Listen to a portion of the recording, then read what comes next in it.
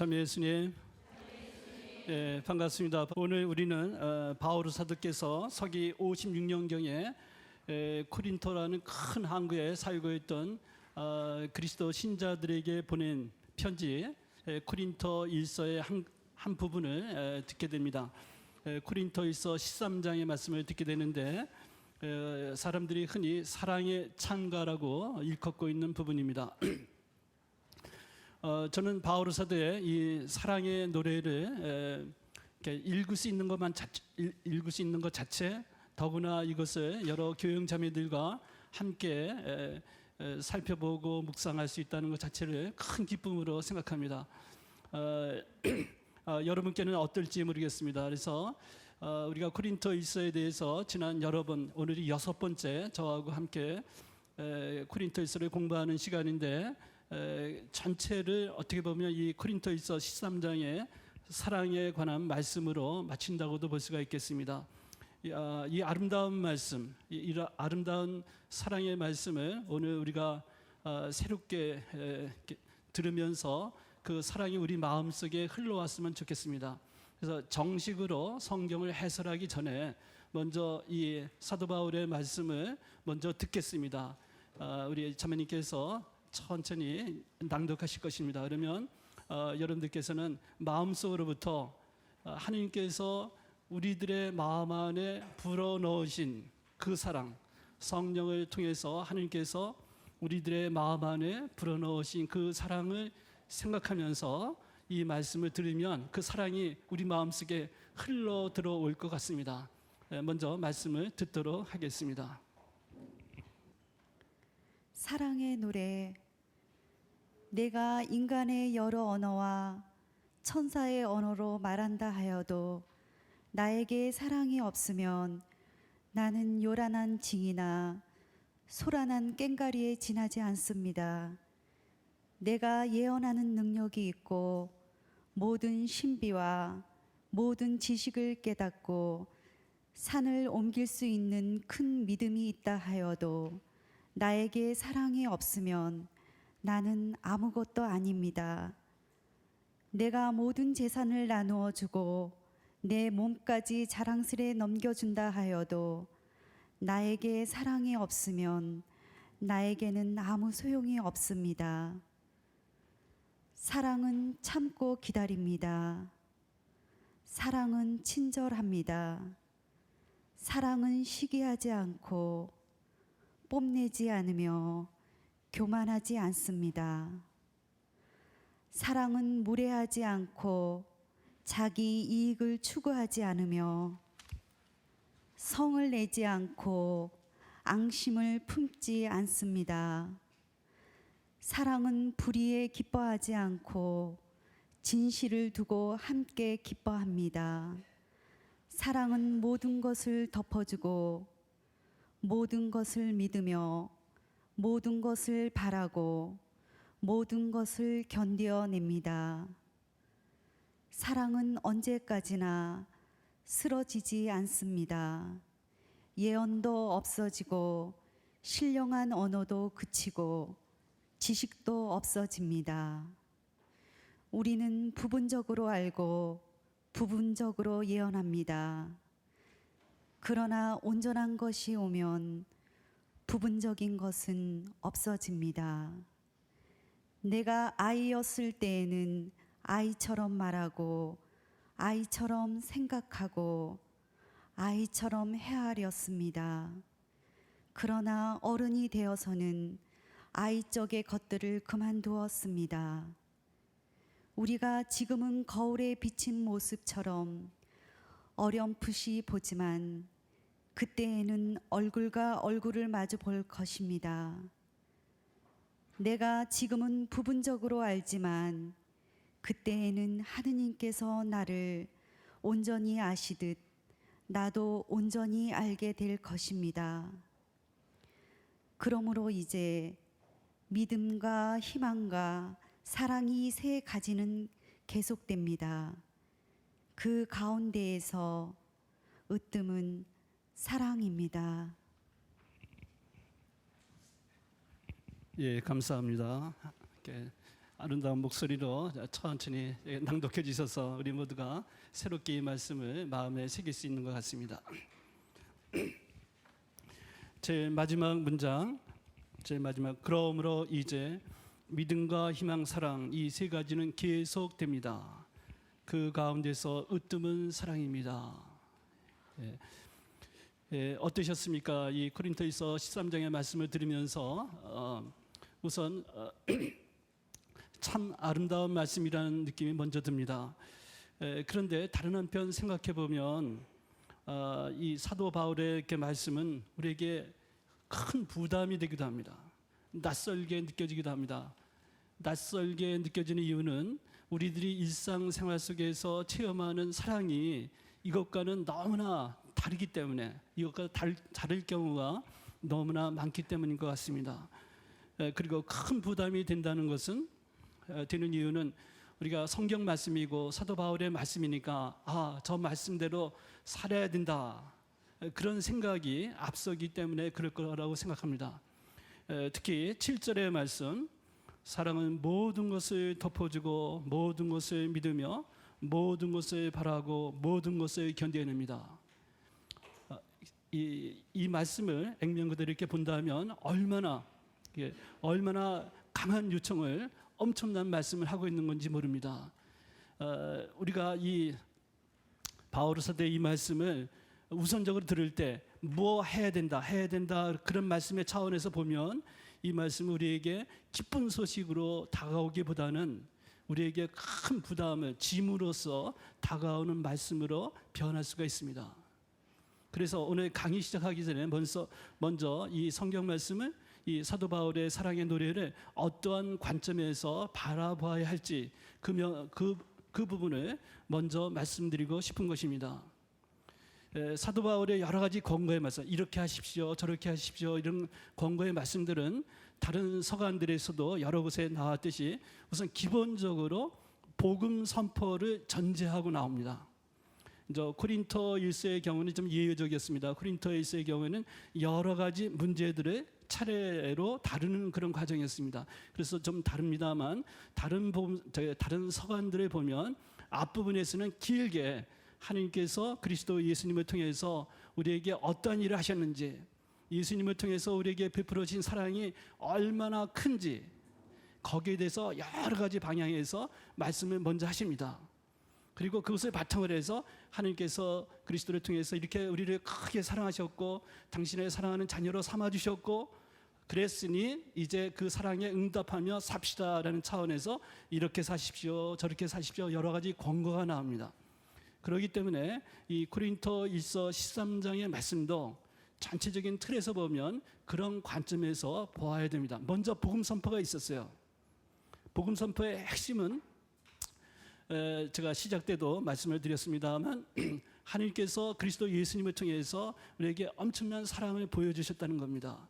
그리고 로마서 5장 5절에 보면 하나님께서 당신 성령을 통해서, 우리에게 선사된 성령을 통해서 하느님의 사랑이 우리들의 마음에 흠뻑 부어져 있다.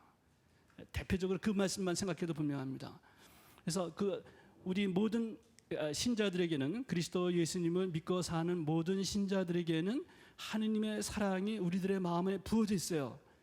성령을 통해서 그것이 부어져 있고 그것이 작동하고 있는 겁니다. 말하자면 우리들의 마음 안에서 하느님께로부터 온, 하느님께서 부어주시는 사랑이 우리들 안에서 작용하고 있는 부분이 있습니다.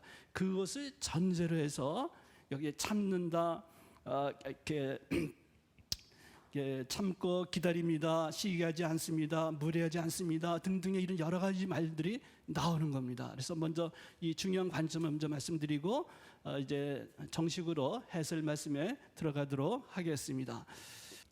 성경 해설이라고 할 때는, 제가 성경 해설이라고 할 때는 기본적으로 먼저 해당되는 그 텍스트가 어떤 위치에 있는지, 예컨대 고린토일서 13장은 고린토 일서 안에서 어떤 곳에 있는지, 어떤 맥락 속에 있는지를 먼저 말합니다. 맥락을 얘기하고 그 다음에 구성을 얘기하고 어떤 짜임새를 갖고 있는지, 그 텍스트가 어떤 짜임새를 가진지를 말하고 나서 구절을 한 구절 한 구절 해설해 나갑니다. 그래서 특별한 어떤 어떤 특별한 개념을 갖고 있는 단어나 뭐 어떤 것이 있으면 설명을 하고 그런 식으로 전개합니다. 그리고 다 하고 난 다음에는 그 성경 말씀이 오늘의 우리에게 어떤 의미를 갖고 있는가, 이것이 제가 생각하는 성경 해설의 기본적인 틀입니다. 이제 그런 기본 틀에 따라서 살펴보도록 하겠습니다.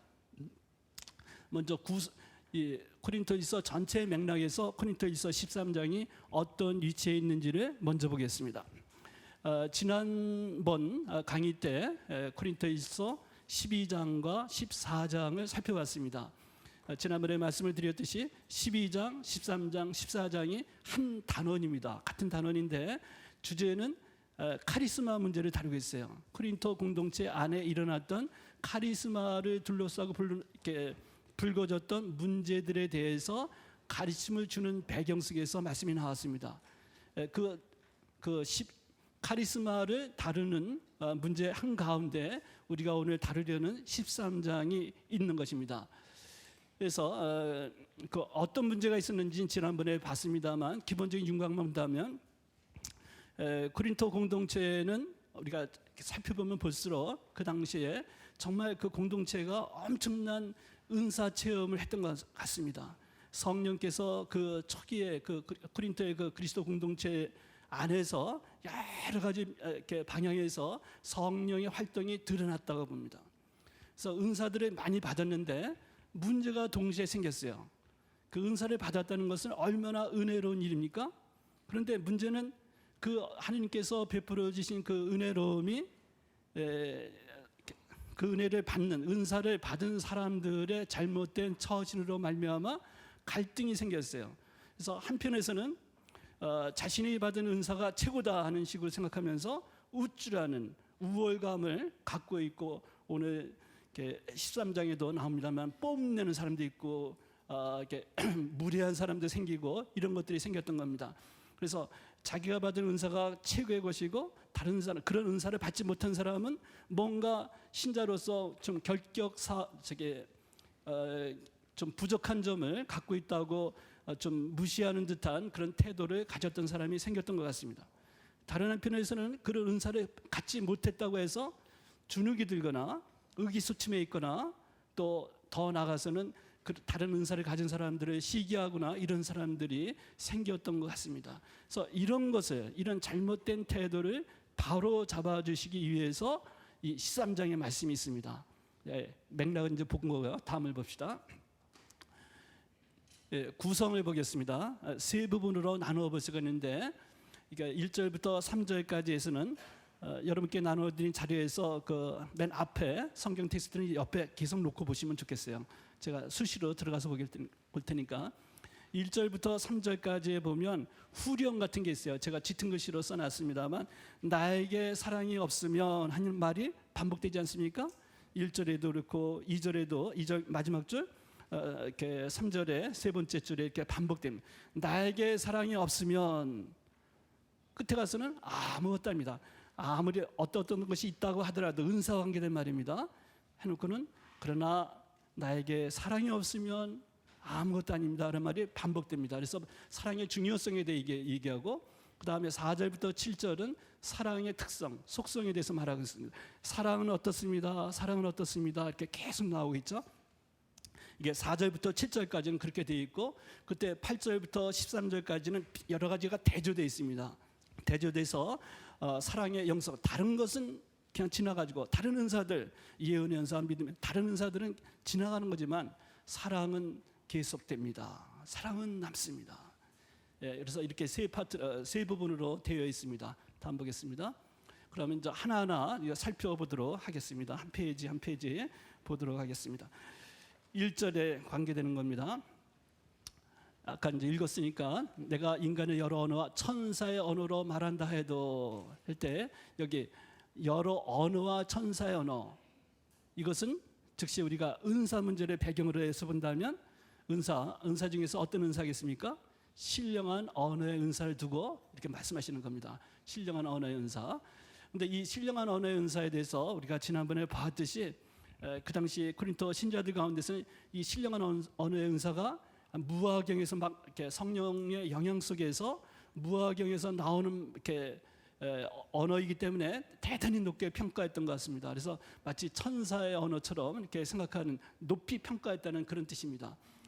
그리고 이게 신령한 언어의 은사가 은사이면 틀림없습니다. 하나님께 감사드릴 은사예요. 그러나 문제는 아까 봤던 그런 여러 가지 문제가 있죠. 그래서 여기 뭐냐면 성령의 은사를 다양하게 체험하고 있었지만 그 풍요로움과 감사함을 불러와야 은사 체험이 오히려 공동체에 큰 갈등을 불러오게 됐다. 그러면서 이제 아무리 좋은 은사를 가지고 있더라도 사랑이 없으면 아무것도 아니다라는 면에서 제일 첫 번째로 이 신령한 언어의 은사와 관계해서 말씀하고 있습니다. 다음 보겠습니다.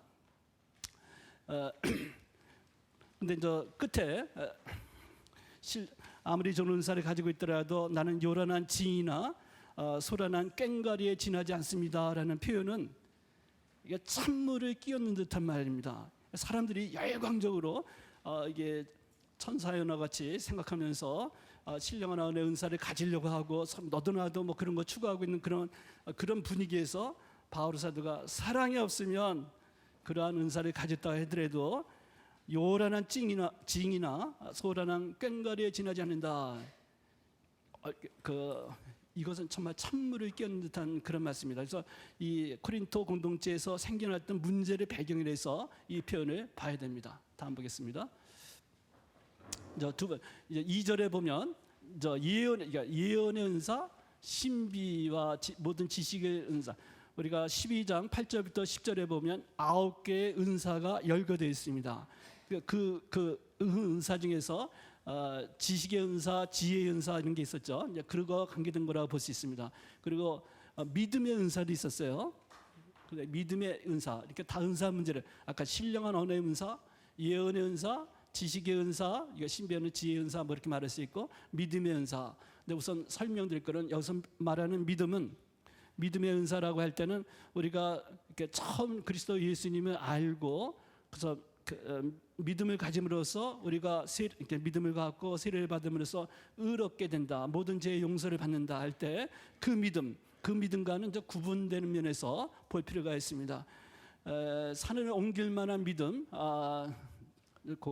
그런 거에 대해서는 마르코복음서 11장 22, 23절 이 구절들에 나와 있어요. 그래서 믿음에게는 약간 표현이 다른 거라는 거. 그러나 아무리 이렇게 여기서 말하는 믿음은 아주 출중한 믿음입니다. 우리가 이제 본당이나 이런 데서도 그렇게 했죠. 아주 돈독한 믿음의 생활을 하시는 분이 있어요. 근데 우리 성당에 다니는 걸 보면 성당에 열심히 나가고 뭐 여러 가지 활동도 이렇게 하고 그런 출중한 그런 신앙생활을 하고 있다고 사람들이 보고 있는데 정작 그 사람에게 사랑이 없는 경우가 있을 수가 있죠. 그런 거 생각해 보면 여기서 바울 사도가 하는 말씀을 좀 더 이해할 수 있으리라고 생각합니다. 특히 이 부분을 생각해 보면 잘못된 믿음, 잘못된 신념도 있을 수 있습니다. 우리가 교회 신앙과 관계돼서도 잘못된 신심도 있고 신념도 생길 수가 있습니다. 그렇기 때문에 우리는 사도로부터 이어오는 교회 전통 속에서 이게 기준을 우리는 분명히 갖고 있는 겁니다. 물론 우리가 여러 가지 세월이 바뀌고 여러 가지 사회 상황도 바뀌고 그러면서 우리가 새롭게 해석되어야 될 부분이 분명히 있습니다. 그러나 우리는 분명히 기준이 있어요. 때때로 우리 교회 역사에서 보면 잘못된 신심이 사람들을 휘어잡는 경우가 있어요. 그래서 많은 문제를 갈등을 불러일으키는 경우도 있습니다. 잘못된 믿음, 잘못된 신념도 있을 수 있고 그것이 얼마나 많은 폐해를 공동체에 가져오는지를 생각해 보면 여기에 나오는 말씀을 좀 더 이해할 수 있다고 생각이 됩니다. 다음 부분. 예언에 대해서는 예언의 은사 여기도 적어놨습니다만 구약 시대뿐만 아니라 초창기 그리스도의 교회 안에서도 예언의 은사는 대단히 높은 평가를 가지고 받고 있었습니다. 구약 시대 예언들 우리 최승전 주님께서 여러 가지로 예언자들에 대해서 말씀하셨을 텐데 구약 시대 물론이고 우리 신약 성경 안에서도 예언에 대해서 굉장히 높게 평가하고 있습니다. 예를 들어서 이제 지금 은사의 리스트 중에서 예언의 은사가 분명히 있고요. 그다음에 코린토일서 11장 28절을 보면 이런 말이 나옵니다. 하느님께서 교회 안에 세우신 이들은 첫째가 사도들이고 둘째가 예언자들이며 셋째가 교사들입니다. 또 에베소서 2장 20절을 보면 여러분은 사도들과 예언자들의 기초 위에 세워진 건물이고 그리스도 예수님께서는 바로 모퉁이 돌이십니다. 이걸 보면 우리 초창기 교회 안에서 예언에 대해서 교회 전체가 대단히 중요하게 여겼던 것이 분명합니다. 구약 시대에만 예언적이 있었던 게 아니라 우리 초기 교회에도 있었다는 것이 조금 전에 제가 인용한 그런 말씀에도 분명히 나오고 있죠. 근데 예언은 단지 미래에 일어날 공동체와 개인에게 점치듯이 미리 알려주는 데 예언에 초점이 있지 않습니다. 예언이라는 것은 하느님의 말씀을 전하는 데 그 핵심이 있습니다. 그 핵심 개념이 하느님의 말씀을 전하는 겁니다. 공동체와 개인에게 닥칠 상황을 하느님의 관점에서 판단하며 하느님의 뜻을 예고해 주는 것이 예언자들의 핵심 사명이었어요. 이것은 구약 시대뿐만 아니라 우리 초창기 교회에서도 그런 예언자들의 역할이나 이런 것들이 있었다는 것이죠. 아무튼 이렇게 중요한 사명을 가지고 있는 예언의 직분, 예언직. 그런데 그 예언마저도 때로는 예언자의 역할을 한다고 하는 그 사람들에게 사랑이 결여되어 있으면 결정적인 것이 없는 거라 이겁니다. 아무것도 아니는 사랑이 결여될 때 어떤 문제가 있는지 그걸 말하고 있습니다. 교회는 그 중요한 사명을 지닌 예언의 능력도 사랑이 없이 수행될 때는 아무 소용이 없다는 것입니다. 저는 이 코린토일서 13장의 말씀, 사랑이 없으면 아무것도 아닙니다. 이 말씀이 얼마나 소중한 말씀이고 얼마나 진리의 말씀인지 가면 갈수록 더 깊게 깨닫게 되는 것 같습니다. 다음 보겠습니다. 신비와 지식의 깨달음, 신앙과 관련된 엄청난 깨달음, 때는 어떤 경우에는 특별하게 영적 체험을 가질 수가 있어요. 하나님의 특별한 은총으로 특별한 영적 체험을 가질 수가 있습니다. 또 신학적으로 더 깊은 이해를 가질 수도 있고 지식을 가질 수도 있고 저같이 공부하는 입장에서는 특별히 어떤 하나님의 특별한 은총으로 어떤 특별한 지식을 가지는 경우가 있을 수도 있겠죠. 그런 경우 또 이렇게 정식으로 학문적인 영역에서가 아니라 그냥 신앙생활하면서 영적인 체험 속에서 정말 깊은 하나님의 신비를 깨닫는 차원이 있을 수가 있어요. 그러나 그럼에도 불구하고 같다 하더라도 그 깨달음이 하나님께서 주신 큰 선물인 것은 틀림이 없지만 그런 은사를 받은 사람에게 사랑이 없으면 아무 소용이 없는, 사랑이 없으면 아무 소용이 없는.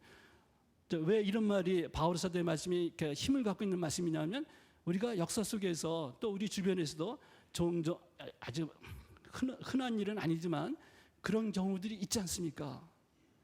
그런 예언자적 역할 그런 한 사람이 있어요. 또 깊은 지식, 엄청나게 박식하고 깊은 지혜를 가지고 있고 그런데 결정적으로 그 사람에게 사랑이 없는 경우가 있어요. 그 사랑이 없을 때는 특히 그런 사람이 공동체를 이끌고 가거나 그렇게 할 때는 어떤 문제가 생깁니까? 공동체가 깨어져 나갑니다. 모든 것이 소용이 없는 그런 방향으로 나갑니다. 그런 의미에서 다음 보겠습니다. 아까 깨달음과 관계돼서 이제 교만하고 연결되어 지식은 교만하고 사랑은 성장하게 합니다라는 코린토에서 8장 1절에 나오는 말씀인데 앞에서 그 지식의 은사 이런 거와 연관돼서 덧붙이는 말씀입니다. 근데 이 문장에서 바울 사도가 하신 말씀은 지식 그 자체가 잘못됐다고 말하는 것은 결코 아닙니다. 맥락에서 보면 이 사랑이 결여된 지식 그것이 문제가 되는 거고 왜 문제가 되냐면 사랑이 결여된 지식은 교만으로 이끈다는 겁니다. 교만으로 이끌게 되고 그 교만은 어떤 여기서 특히 이제 공동체적 관점에서 성장을 얘기하는 겁니다. 공동체를 이끌어 성장시키는 것이 아니라 공동체를 오히려 이렇게 갈등을 일으키고 분열의 방향으로 끌어갈 가능성이 있다는 걸 얘기합니다. 여기 그런 얘기를 합니다. 사랑이 없는 지식은 공동체와 자기 자신을 일으켜 세우기는커녕 분열로 이끌어갑니다. 그리고 그 지식이 교만으로 이렇게 왜 분열로 가느냐면 교만으로 이끌기 때문이라는 것이 드러납니다. 다음 보겠습니다. 네, 우리가 바울 사도의 경우를 봅시다. 우리가 여기서 바울 사도께서 말씀하시는데 바울 사도 당신 자신도 체험한 면이 있어요. 이런 것과 관련해서 보면 바울 사도께서 어떠셨습니까? 다마스쿠스 체험을 하기 전에 예수님의 부활하신 주님을 만나 뵙기 전에 바울 사도는 당신 나름대로는 확고한 신념을 가지고 믿음을 가지고 확고한 확신을 가지고 예수님을 믿는 사람들을 박했습니다. 하나님의 교회를 박했습니다. 확신을 가지고 했죠. 나중에서야 그것이 얼마나 잘못된 것이었는가를 깨달았습니다. 교회를 박해할 때는 바울 사도는 하느님의 이름으로 하느님의 일을 한다는 확신 속에서 했어요. 그리고 토라 하느님의 가르침, 토라 율법서의 가르침을 살려면 그렇게 하는 것이 마땅하다고 생각한 겁니다. 하느님을 한다는 열정으로 교회를 박해까지 했습니다. 그러나 잘못했던 것이죠. 우리가 여기서 깊이 생각할 것이 있습니다. 하느님께 대한 열정마저도 잘못될 수가 있다는 거. 다른 누구보다도 우리는 바울 사도에게서 그것을 봅니다. 그러니까 우리가 얼마나 겸손하게 살아야 되는지가 이런 면에서도 분명히 드러나는 거죠. 그럼 기준이 뭐냐? 뭐가 이렇게 옳고 그름을 어떻게 판별할 수가 있겠느냐? 그 열정이 옳은 것이 잘못된 방향으로 가는 것, 무엇으로 구분할 수가 있는가? 저는 분명히 예수님을 통해서 드러난 사랑이 없으면 아무것도 아니다라는 말씀, 또 이번 강의 끝부분에 가서 복음서에 나오는 최고 계명에 대한 말씀, 사랑의 계명 아닙니까? 내 마음을 다하고 목숨을 다하고 힘을 다해서 내 주 하느님을 사랑하여라, 이웃을 내 몸같이 사랑하여라. 이 두 사랑의 계명, 사랑의 이중 계명이 최고 계명입니다. 사랑이 없으면 아무것도 아니라는 그런 차원에서 기준인 중요한 판별 기준은 사랑입니다.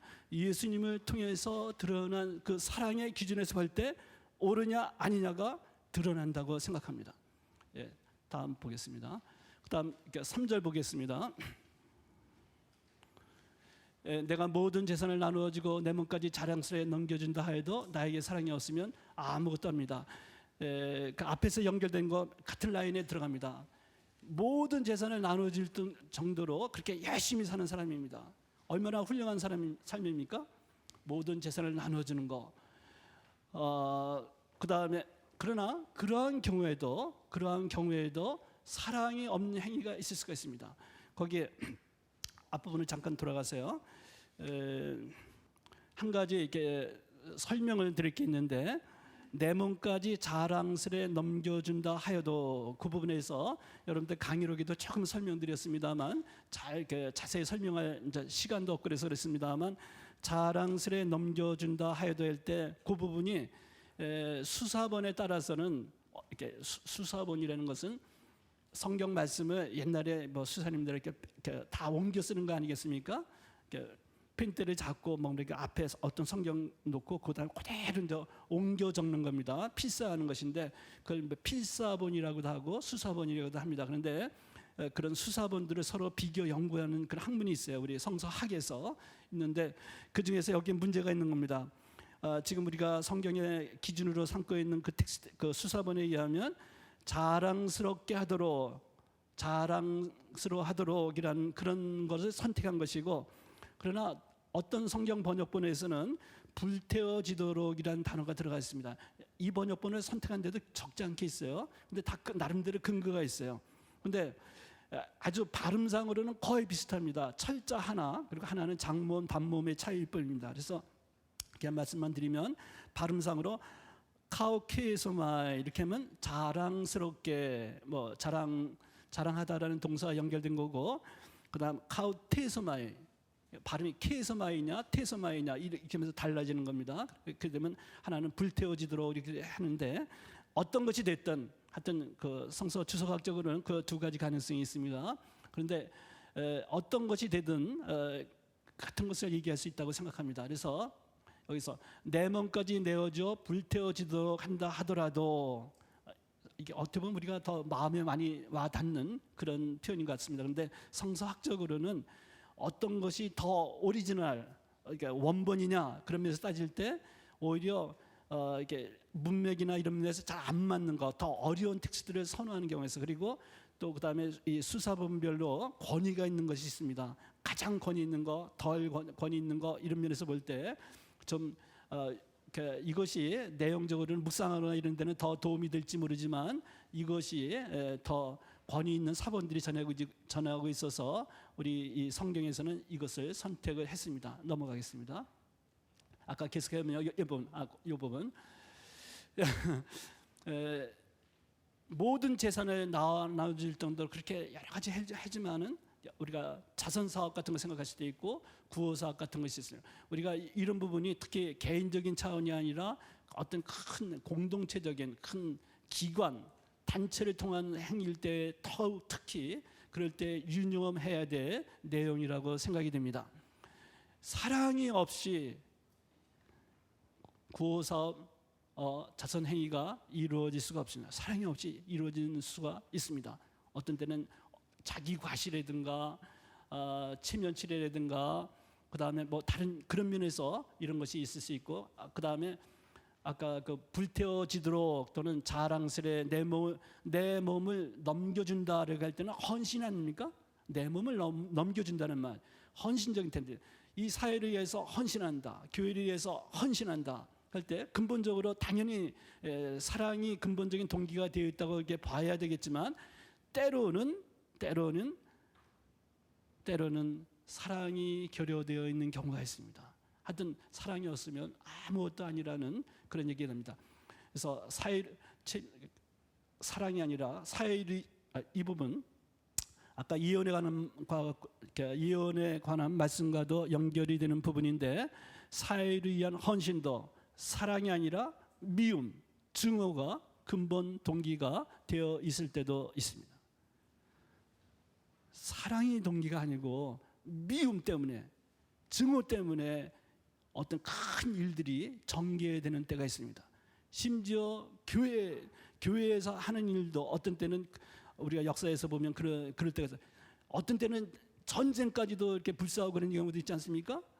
하나님의 이름으로 전쟁을 한다는 거 이게 얼마나 증오가 근본적인 동기가 될 때 얼마나 잘못된 것인지 우리가 새롭게 생각하게 됩니다.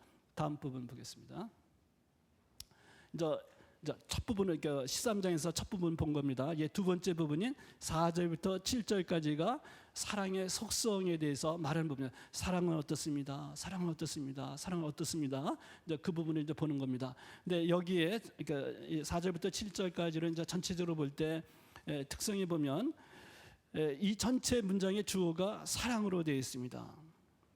근데 여기에 보면은 사랑이라는 단어 외에는 명사가 매우 드물게 사용됐습니다. 사랑이라는 그리스 말로 아가페라는 사랑이라는 단어가 그것도 이렇게 몇 번 사용되지 않았습니다.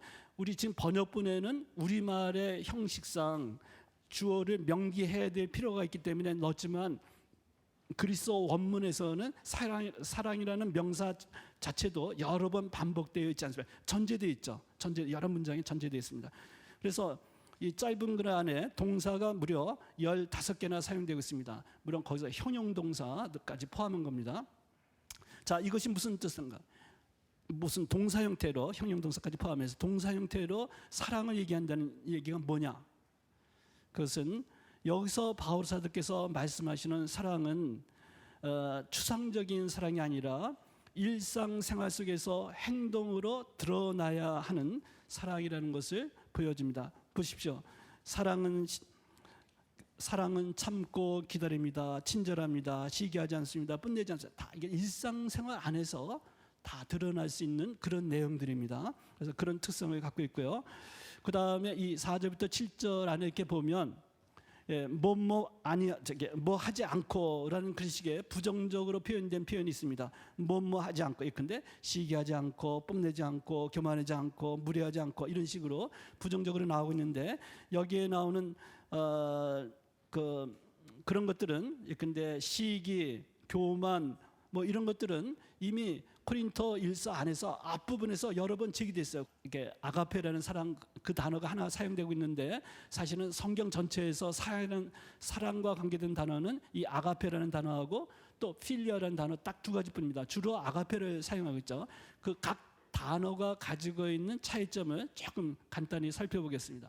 먼저 스토르게라고 발음하는 그 단어가 있는데 이 단어는 성서 밖에 그리스어 문헌에서조차도 많이 사용되는 단어는 아닙니다. 근데 이 단어는 주로 부모와 자식 간의 관계, 부모, 아버지 어머니가 자식들에 대해서 갖고 있는 사랑, 아들 딸에 대해서 갖고 있는 그런 사랑, 주로 이제 그런 것이 많고 또 반대 방향도 될 수 있죠. 자식들이 부모에 대해서 갖고 있는 사랑. 근데 성경 주로 부모님께서 그 아들이나 딸에 대해서 그 표현하는 그런 사랑들이 이제 그리스 사람들이 그런 걸 스토르게라는 단어로 표현했다고 합니다. 두 번째 단어 에로스라는 단어에 대해서 보겠습니다.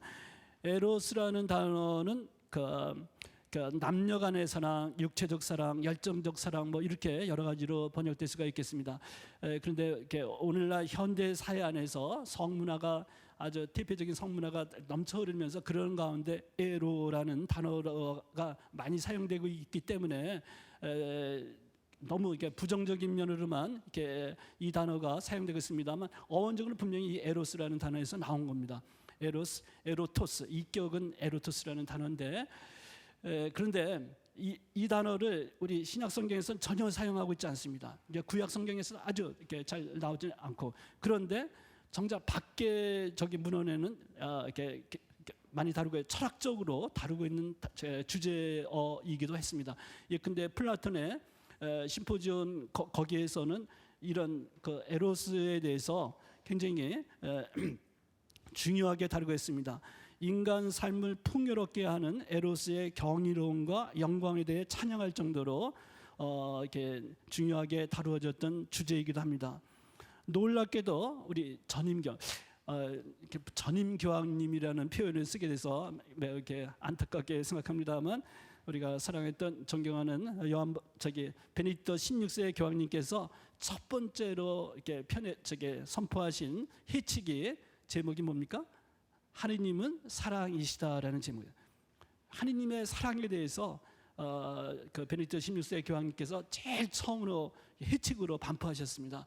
근데 제가 정말 놀랐는데요. 이 책 안에서 앞에서 시작 부분에서 에로스와 우리 성경에서 말하는 아가페의 차이점만을 말씀하시지 않고 거기서 일치되는 점, 공유되는 점까지도 말씀하고 있습니다. 아마 플라톤의 그런 철학이라든가 그런 데서 사용된 것 또 교부들이 그런 거와 연관돼서 발전시킨 그런 부분들을 이렇게 고려하셨던 것 같습니다.